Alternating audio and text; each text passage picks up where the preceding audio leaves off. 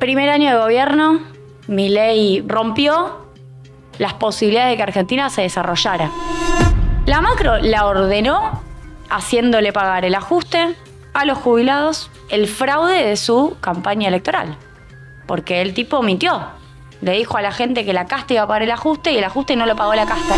Bajó levemente la inflación, pero estamos en un nivel más alto de pobreza. Si lo mirás en términos de la caída de los ingresos de la gente, nunca antes habían caído entre 10 y 20 puntos. Bien. En 6 meses los ingresos de la población. Recién ahora empieza a haber un registro de cómo estás en términos de poder adquisitivo, que estás peor además. Esto sí hay que decirlo. Están peor, la mayoría, todos diría, excepto un porcentaje muy menor, está peor en términos de poder adquisitivo. Privatizar, no, honestamente, no hay mucho para privatizar. Tampoco pudo. Déjame hacerle un gesto a mis compañeros de Unión por la Patria. No, 41 empresas mandaron a vender. Y la Cámara de Diputados, el peronismo de la Cámara de Diputados, sí. Pues no el resto, dijo, che, pará, esto es una locura. No, terminaron yendo mucho menos, se aprobaron 5 para privatizar. Aprovecho el espacio para decirlo. Creo que el peronismo se tiene que poner a trabajar. ¿En cuáles son los lugares en donde vamos a tener que construir de nuevo o hacer de nuevo la Argentina? Esto es Milei. 12 regalos al poder económico. Creo que es muy fácil de la caracterización política y económica en este primer año.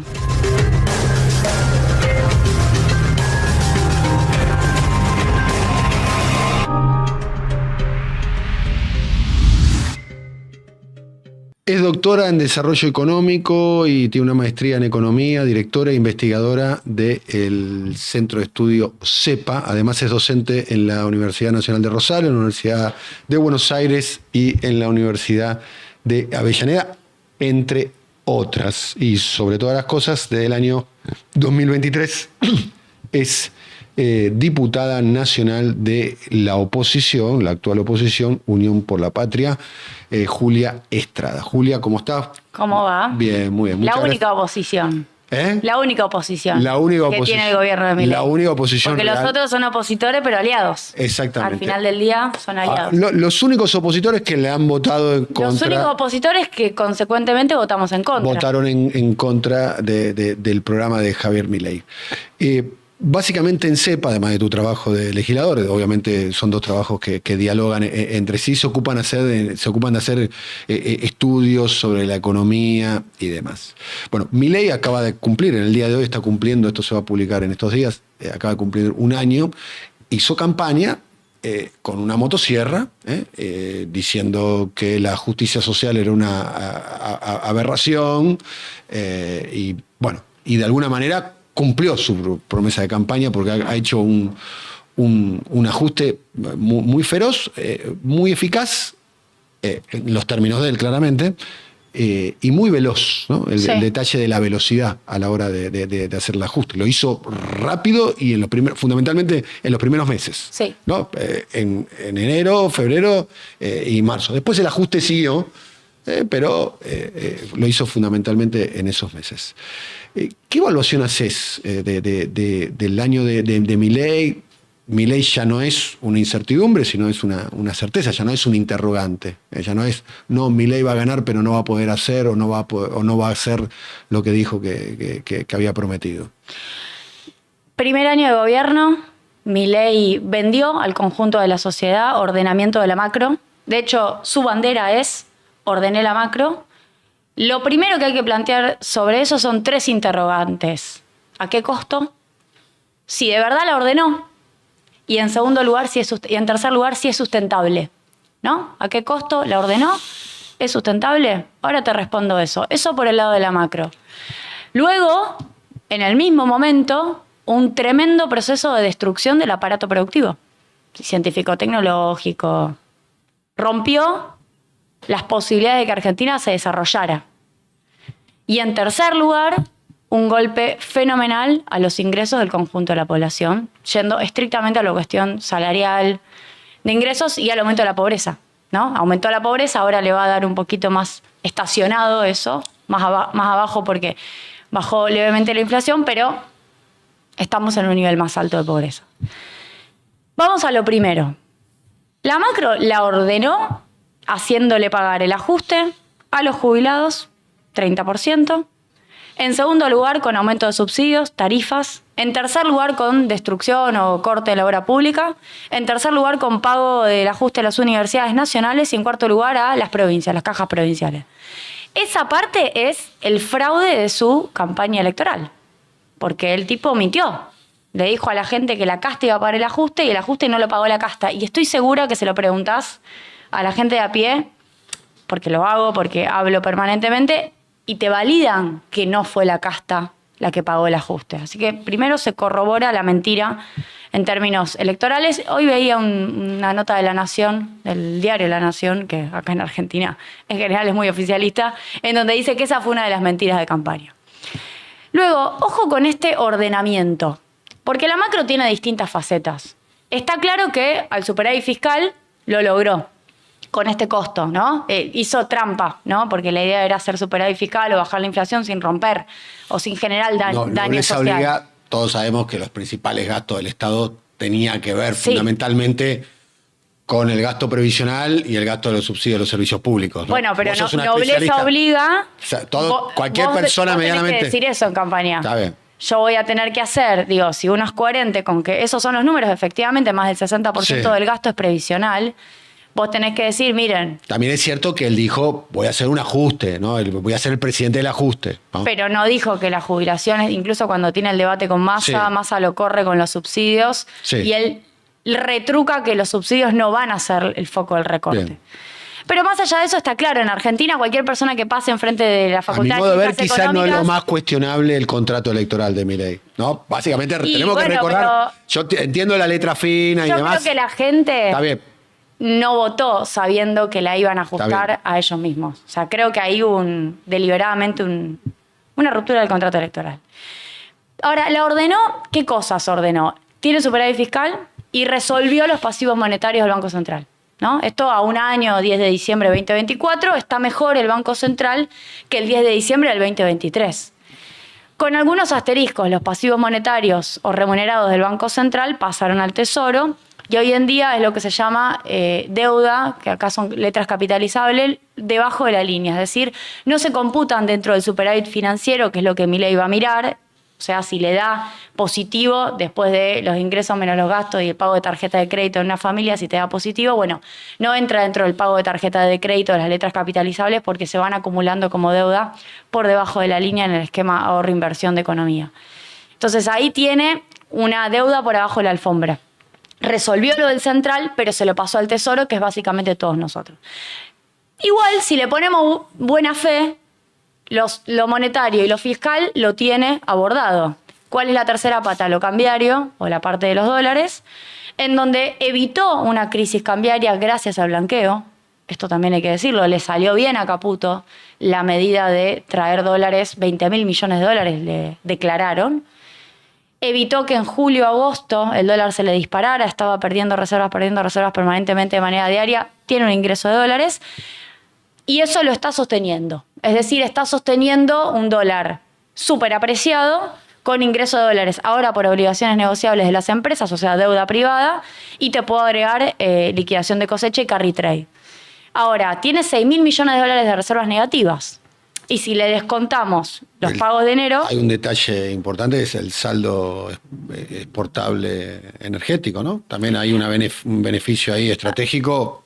Ahora llego ahí, esa es la buena que tiene. Pero en principio tiene 6.000 millones de dólares de reservas netas negativas, lo cual le impiden a Caputo levantar el cepo. Digo, a un año uno de los balances que uno puede decir es no dolarizó, otro, si querés, fraude. Hasta podemos decir que pesificó, ¿no? En un punto, sí, claro. El peso, increíblemente, el peso fue la moneda que más se revaluó en el mundo en el año calendario, ¿no? Fue la estrategia del fortalecimiento del peso, que podemos decir que era la estrategia tradicional, que también Macri había apostado a eso, pero además tampoco levantó el cepo o el control cambiario, cosa que el Poder Económico se lo viene reclamando. El cepo, entendiendo el cepo, la disposición total para dólar de ahorro o para que una multinacional gire de dividendos al exterior con absoluta libertad. Creo que la perspectiva en el corto plazo es ausente para cualquier tipo de gobierno.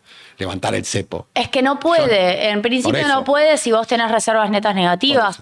Acá uno al final del día los gobiernos, viste, son pragmáticos, ¿no? Sí, eso es política también, ¿no? Yo creo que Caputo, exministro de Macri, en realidad ex secretario, ministro de Finanzas y después expresidente del Banco Central, aprendió de la experiencia. Yo creo que aprendió, porque lo primero que hizo fue lo contrario a lo que hicieron Pratgay y Sturzenegger. Cuando le reclaman eso a Milei le dice, nosotros no somos libertarados. Bueno, eso nos da, De nos alguna da manera, bastante la razón. Cuando le dicen, bueno, claramente, de hecho él interviene, ¿no? Nos da bastante la razón en lo que hemos planteado. Digo, le da razón a Cristina, que la veo acá en imagen, cuando en varios documentos le dice, bueno, evidentemente el control cambiario lo necesitas para comprar dólares. Compraron 18.000 millones de dólares en el primer semestre, gracias. ¿Qué es el control cambiario? Significa en Argentina que no puede una empresa, sobre todo una empresa, también una persona, pero las que te generan mayor cantidad de salida de dólares son las empresas con atesoramiento, no puede ir y libremente atesorar, sino que tiene un límite. En este caso las empresas no pueden y las personas hasta 200. $200. Hasta, sí, $200. Por mes. No $2.000 como tenía Cristina en el 2015, digo. Incluso hubo controles cambiarios un poco más laxos. Pero yendo a eso, el frente externo no está resuelto y me ha tocado como diputada protagonizar algunas de las discusiones sobre la estrategia de Caputo de postergación de pago de deuda. Sacaron un DNU, o sea, pasaron por arriba del Congreso, un decreto 846, para evitar la ley de administración financiera y poder ofrecer un canje, un acuerdo con acreedores privados para no pagar y postergar vencimientos, por ende ofrecerles más plata o más cupones. En principio en enero lo van a pagar, pero es la estrategia que ellos necesitan para que las reservas netas no les caigan más.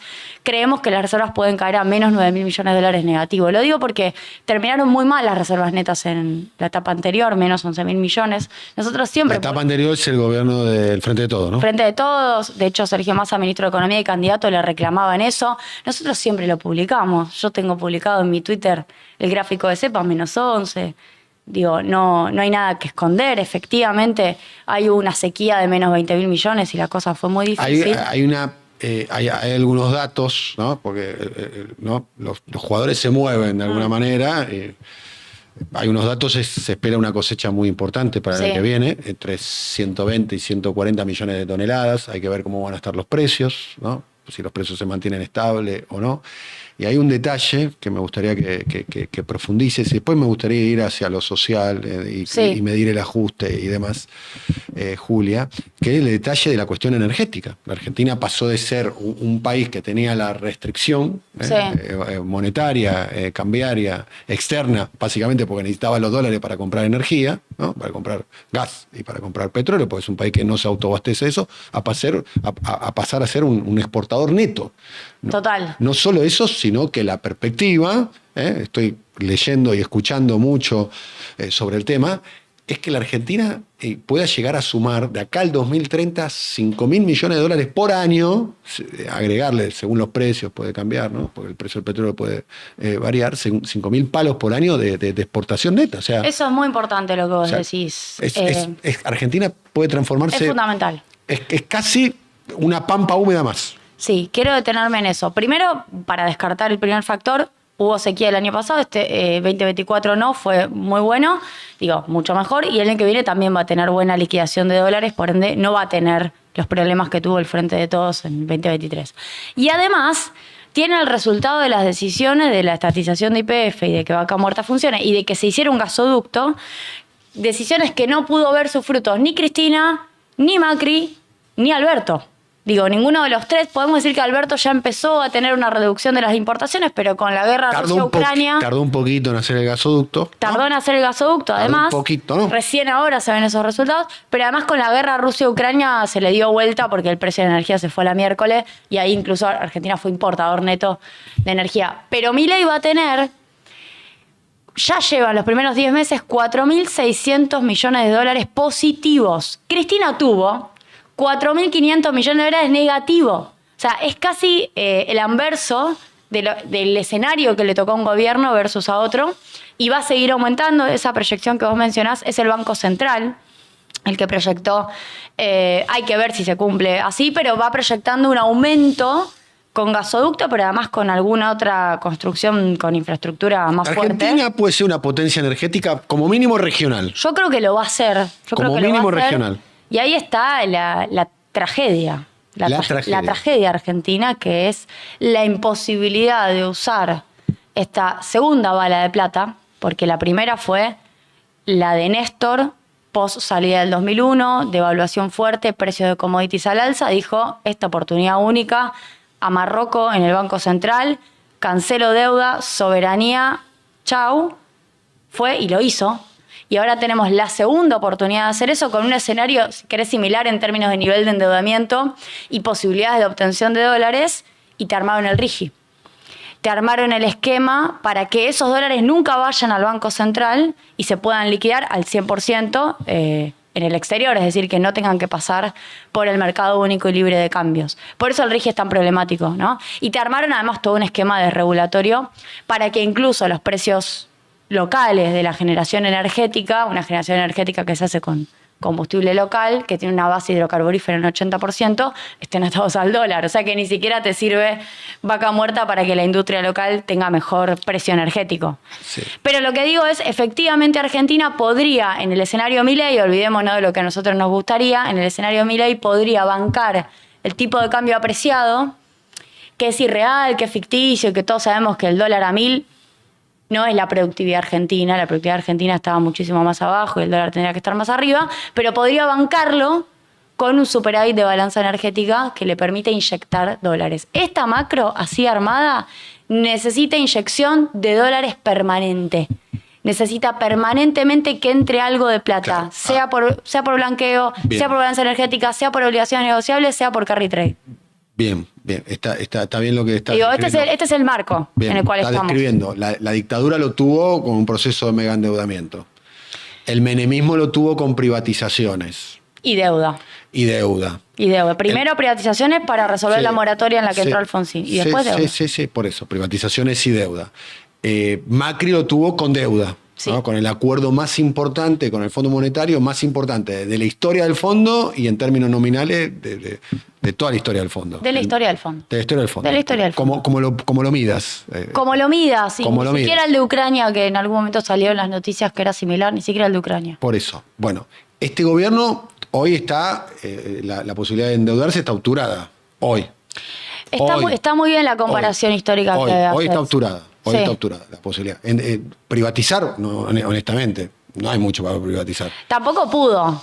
Déjame hacerle un gesto a bien. mis compañeros de Unión por la Patria. No, 41 empresas mandaron bueno. a vender y la Cámara de Diputados, el peronismo de la Cámara de Diputados, Sí. pues no el resto, dijo, che, pará, esto es una locura. No, está Terminaron bien. yendo muchas menos, se aprobaron 5 para privatizar. A ver, nobleza obliga, no tenés la cantidad de estructuras para privatizar que tenías. Pues, No en los tenés años 90. algunas más jugosas que en los 90 había. Sí. Exactamente. O sea, el único camino que le queda es los que vos describís, de alguna manera. Efectivamente, está bien lo que vos decís. A Milei le hubiera encantado tener la alternativa de Macri. Yo no le creo a él, porque creo que es discurso finalmente, cuando dice que en realidad no quiere volver a endeudar a la Argentina, cuando su propio ministro sale a anunciar, más allá de que todavía no sepamos si hay acuerdo o no, que va a haber dólares frescos del Fondo Monetario Internacional. Lo digo porque Caputo hace algunas semanas dijo que eso se estaba negociando. Yo no le creo a Milei que no iba por la deuda. Él se quiere diferenciar de Macri. En relación a eso, creo que si hubiera tenido la posibilidad de tener bajo deuda sobre PBI, iba por el camino tradicional de la dictadura de Menem y de Macri.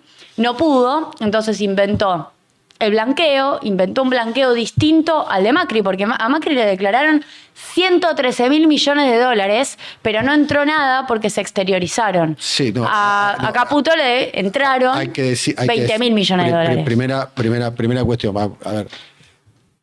Primero, el blanqueo de Milei no terminó. Sí. Está en proceso. Sí, pero ya está empezando el reflujo. Sí. Ya lo que entró. Todavía no terminó. Lo que sí terminó es la etapa del blanqueo de dinero en efectivo. Y en el caso del dinero en efectivo, el blanqueo de Milei triplica al blanqueo. Claro, totalmente. Lo triplica. Eso es importante decirlo. Por eso cuando digo que aprendieron de los errores... Un detalle no menor es que lo triplica. Estamos hablando de 3 puntos del PBI. O sea, 3 puntos del PBI. Y para mí no es del todo interpretado el blanqueo desde el punto de vista de social, porque el blanqueo no dejó de ser, yo lo defino como un corralito al revés. O sea, la gente fue a su casa y llevó la guita a los bancos. O sea, es un acto de enorme confianza en un país donde la desconfianza sobre el sistema financiero tiene una enorme tradición. Plan Bonex, Sí, totalmente. Corralito y demás. Lo que digo es, el blanqueo Pero hay un detalle diseñado ahí, de esta forma. Hay un detalle ahí, para Sí. mí, social. ¿Se entiende? Sí, ahora te quiero decir algo porque sobre eso. Blanqueó el que tiene mucha guita, No, todo, no. pero capaz que estaba... Blanquearon sectores medios, Después blanqueó blanquearon sectores medios, profesionales. una pareja que estaba ahorrando los dólares en una economía bimonetaria con una brecha de 200 puntos, en una economía que tiene el 40 puntos de la economía, es la informalidad, donde la informalidad es transversal. No, acá Porque no hay acá una valoración. no es que- lo quiero decir, no hay Sí, una valoración moral claro. de blanqueo. Acá lo que me parece que hay que identificar es cómo se financia el modelo. Después podemos discutir quién blanqueó y cómo blanqueó. Pero habría que... Y en lo un que te país en donde propongo, la compra Julia, de dólares averiguar, es... es tratar de a ver cómo sería, de desarmar el blanqueo, armar el capot de qué hay detrás del La blanqueo. mitad de ¿Cuál es? las declaraciones de dólares Sí. fueron inferiores a $100.000. La mitad de las personas que declararon menos de $100.000. Por eso digo que participaron sectores medios. Pero lo que digo es, finalmente Patricia Bullrich dijo, se iba a financiar con los dólares de la gente, se financió con los dólares de la gente, terminó el blanqueo, arranca el reflujo. Ya está, digo, se financió como pudo con eso, le sigue en términos de No financiación. pasaría por alto, Julia, que no fue compulsivo. No, O sea, fue voluntario. La figura del corralito al revés. Sí, fue voluntario. Hay algo ahí, ¿no? Hubo algo de la sociedad dijo, leo esto. Bueno, Y también, sobre algo tan sensible como también se ofreció tus la ahorros. posibilidad de rendimientos en dólares y demás. Luego viene el RIGI, que le va a dar posibilidades de financiarse. Quiero decir, igual, el 70% de los proyectos son de YPF. Son de YPF. Así que dato ahí de color. Y no tanto, porque la verdad es que no entraron gran parte de los privados que se esperaban. Y los otros proyectos mineros que no son de YPF ya estaban en el 2023. Y luego se está financiando con ON, obligaciones negociables y un ingreso importante de carry trade. Ahora, esta forma de financiar tiene que encontrar un puente con el superávit de balanza energética. De otro modo, bueno, ya sabemos. En algún momento empieza la lógica de la crisis cambiaria. Y en algún momento puede pasar eso si se queda sin nafta. Y esto es así, digo. Y después hay muchos que preguntan, bueno, ¿y cuándo va a pasar? Y te miran el reloj. A ver, va a pasar cuando se quede sin nafta. No va a pasar cuando uno, como profeta, sepa que va a pasar. Yo quiero citarte un caso. ¿Viste el podcast de Generación del 94? Hay algo muy interesante que dice Carlos Pagni en el primer capítulo, el podcast en donde la entrevistaron a Cristina. Cuenta que en la reforma constitucional del 94 se encerraron 3 meses todos los peronistas, todos los radicales y en la nueva oposición que era el Frepaso a discutir la regla de juego de la Argentina, de todo tipo, desde reelección hasta... Y nadie se preguntó qué era lo que pensaba el mercado de ese cambio de reglas de juego. Cosa que hoy uno diría es una locura. Bueno, se había generado un clima de época. Se había generado un clima de época en donde de repente la fe en la estabilidad que había logrado Menem era todo. A los 5 minutos, en 1995, crisis del tequila. Ya en 1997 arranca la recesión. La recesión no para hasta el estallido del 2001. Los climas de época son climas de época. En sus tiempos. Como este. Bien. Julia, como para ir terminando, está claro, el ajuste de Milei medidos en puntos del Producto Bruto Interno, según la Fundación Mediterránea, son 6 puntos. ¿No? El número al cual llegan ustedes es un número coincidente. Sí, no tengo el número medido contra PBI, pero nosotros hacemos la participación de Podemos los coincidir sectores. que es el ajuste Sí. más profundo, más veloz y más, pongo la palabra eficaz en los términos de Milei. Si lo mirás en términos de la caída de los ingresos de la gente, nunca antes habían caído entre 10 y 20 puntos. Bien. En 6 meses los ingresos de la población. Hay un Nunca. hay un consenso. Excepto en la hiper. Excepto la hiper. Excepto en la hiper. Pero Pero la esto hiper no es una crisis. Pero esto no es una hiper. Por eso, esto es Claro que no es sí. una crisis. Claro que Muchos sí. dicen la caída del PBI, de los ingresos, por ejemplo, lo comparan en el 2001. Bueno, pero el 2001 era un ciclo político agotado y en crisis. Acá estamos hablando de algo que, como mínimo, es el camino inverso. Y te quiero preguntar, a ver, hay un consenso sobre el tema de las encuestas. Las encuestas son muy cuestionadas y está muy bien que sean muy cuestionadas, pero hay un consenso alrededor del tema de las encuestas, de que el nivel de aceptación que tiene el gobierno Milei es un nivel alto. Yo creo que el nivel de aceptación que tiene el gobierno de Milei es alto. Coincido con eso. Esta es mi opinión, pero es una opinión que tampoco es muy relevante. Más allá de eso, hay un dato de la realidad.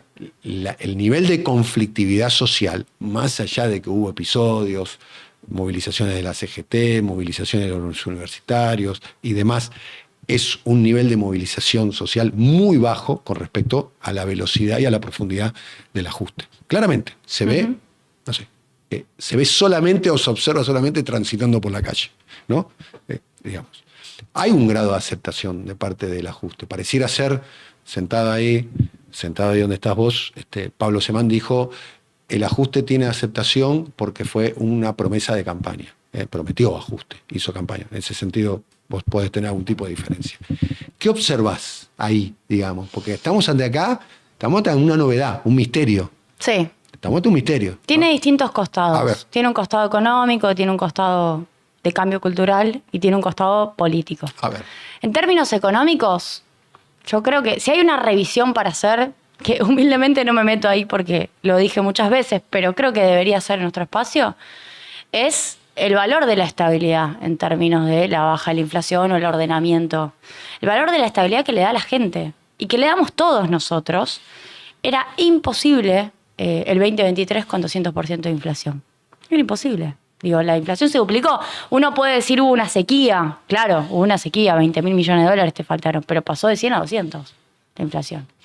Es muy difícil ordenar la vida cotidiana, ¿no?, si vos tenés ese escenario. Y lo que se ve es un pasaje hacia una inflación más baja, que después podemos discutir el nivel. A nosotros nos da que le faltan 8,5 puntos a la inflación, porque está mal medida, porque los servicios están subestimados, pero se estabilizó. Esa es una variable en términos económicos. Recién ahora la gente empieza a plantear, che, bajó pero no me alcanza.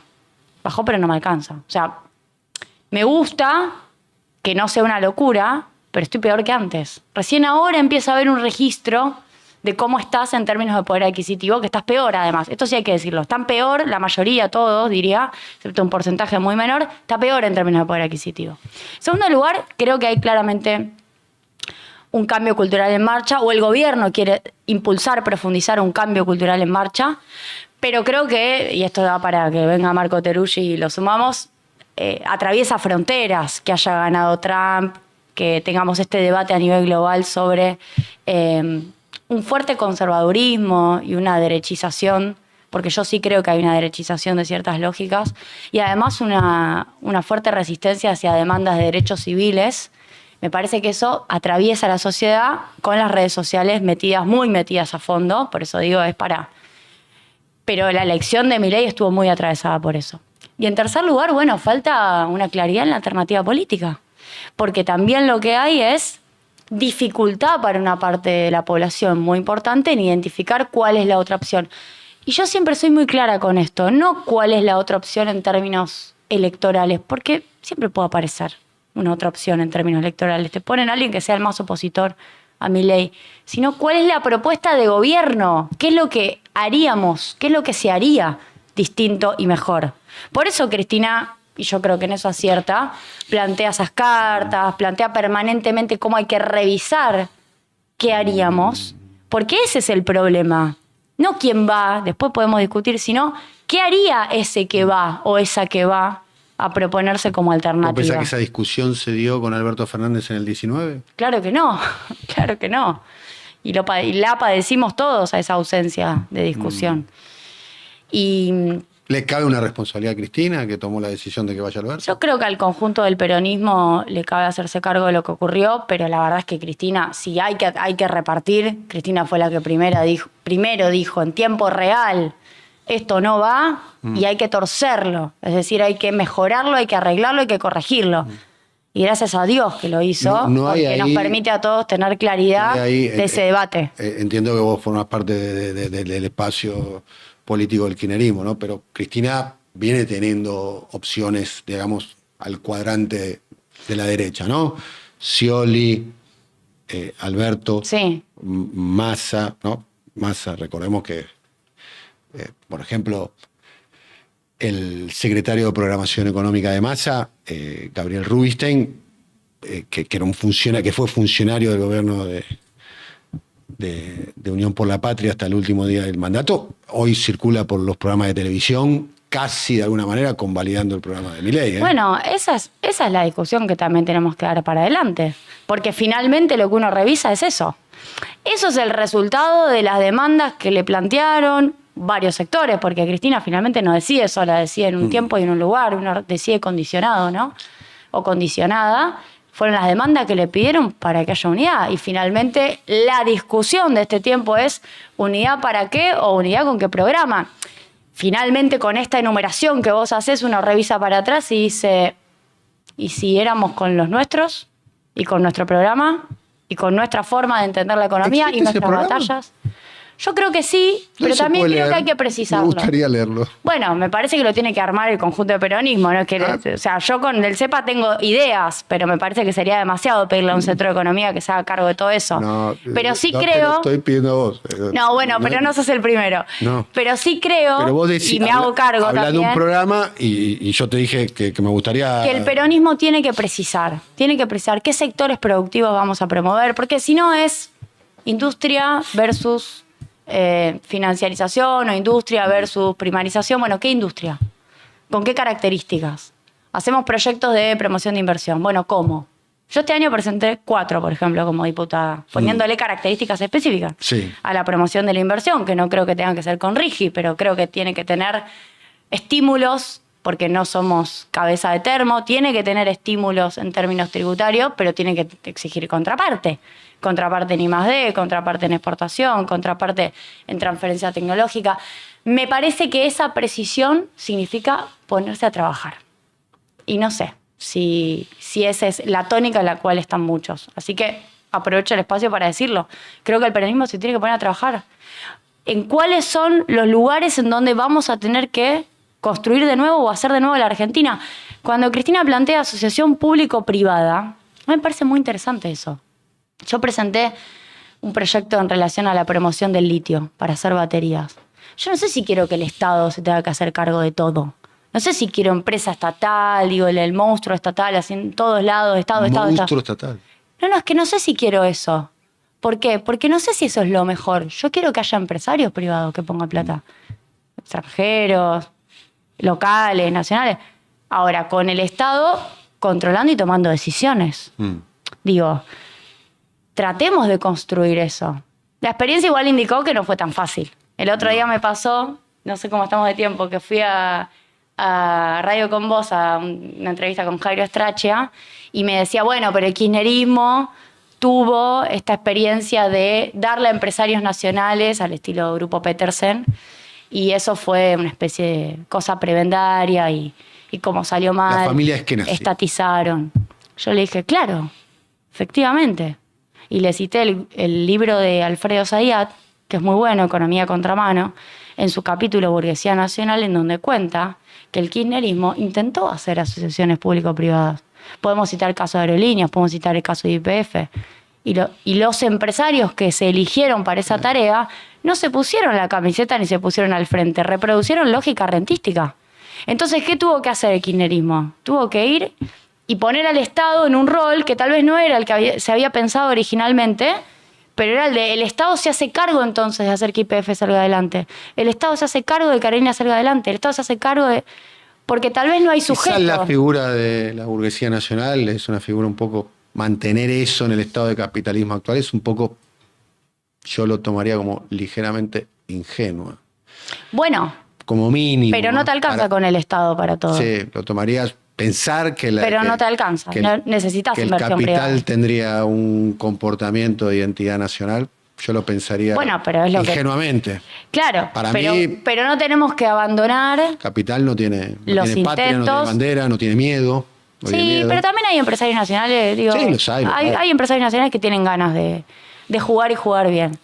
No abandonaría esos intentos. Me parece que eso también es algo que el peronismo tiene que revisar. Cuando vas a mirar la historia de Perón, sí, pero es dos veces intentó construir y después reconstruir la CG de la Confederación General Económica. Sí. ¿Qué sé yo? De la UIA, ¿sabes qué decía? No sé si le salió del todo bien. De la UIA, ¿sabes qué decía Perón, no? Que está en la película de Pino Solanas. Sí, claro. Que no es ni unión, ni industrial, ni industrial, ni argentina. Bueno, O sea, intentó construir un espacio distinto porque entendía que el capital privado tenía que tener un rol. Y yo comparto eso. Y me parece que esas son las cosas para revisar, entre otras tantas. No te voy a aburrir. No me pero de otro modo uno tiene, y acá te traje, solamente te voy a leer títulos. Publicamos La Navidad de Milei, 12 meses, 12 regalos al poder económico. Digo, al poder económico o lo incorporás a un proyecto o le das cosas a cambio de nada. Nosotros enumeramos. Primero, el RIGI, que ya lo sabemos. Desregulación de precios, prepagas y el resto de las tarifas. 368%, 229% en un año. Lo digo para que queden los datos dichos. Aumento en medicamentos. ¿Sabes cuánto aumentaron los medicamentos PAMI excluyendo los del Vademecum que sacaron? 423% en un año. 423. Duplicando la inflación, ¿no? Le dieron una reforma laboral regresiva. Desguace del Estado y privatizaciones. Ojo, porque no se aprobaron todas las privatizaciones, pero el desguace está ocurriendo. Una, te voy a decir, la planta industrial de agua pesada en Neuquén, que es un insumo estratégico para el sector atómico, para la producción de energía nuclear, se la estamos regalando a los canadienses. Se le está regalando la tecnología. Me reuní con trabajadores de la Comisión Nacional de Energía Atómica que me lo contaron hace 3 días. Toma de deuda sin control del Congreso. Regalo al puñado de empresas de telecomunicaciones, derogar el decreto que nunca se aplicó de Alberto Fernández del paquete de servicios de telecomunicaciones. Nafta a precio internacional, la gran paradoja de un país productor de petróleo y gas. La bicicleta financiera o carry trade. Hidrovía y beneficios para el sector privado. Directamente sacaron esta vía navegable troncal, sacaron una licitación para que se la quede específicamente algún amigo de Milei. Menos impuestos para los ricos, más para los trabajadores y el blanqueo, que uno puede discutir que entraron sectores de clase media, pero también entraron muchos de ellos. Esto es Milei. 12 regalos al poder económico. Creo que es muy fácil de la caracterización política y económica en este primer año. Julia, muchas gracias. Por favor. Muchas gracias.